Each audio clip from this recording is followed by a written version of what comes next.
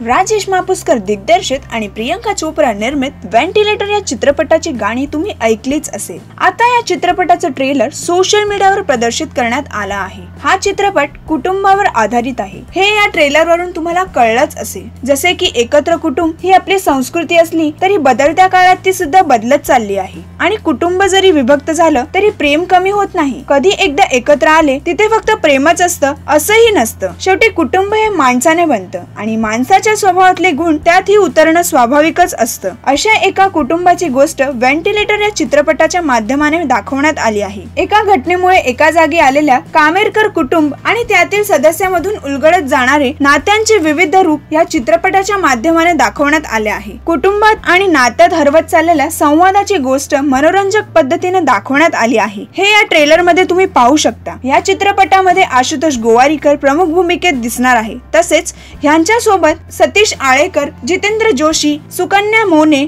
उषा नाडकर्णी, सुलभा आर्या असे दिग्गज कलाकार ह्या चित्रपटामध्ये आपल्याला पाहायला मिळणार आहे। हा चित्रपट 4 नोव्हेंबरला अख्ख्या महाराष्ट्रात प्रदर्शित करण्यात येणार आहे। मराठी सिनेसृष्टीच्या ताज्या अपडेट्स व गॉसिपसाठी आमच्या चॅनलला सबस्क्राइब करायला विसरू नका। नमस्कार, मी स्वप्नील भावे आणि तुम्ही पाहता मराठी कट्टा। नमस्कार, मी सुबोध भावे आणि सबस्क्राइब करा मराठी कट्टा।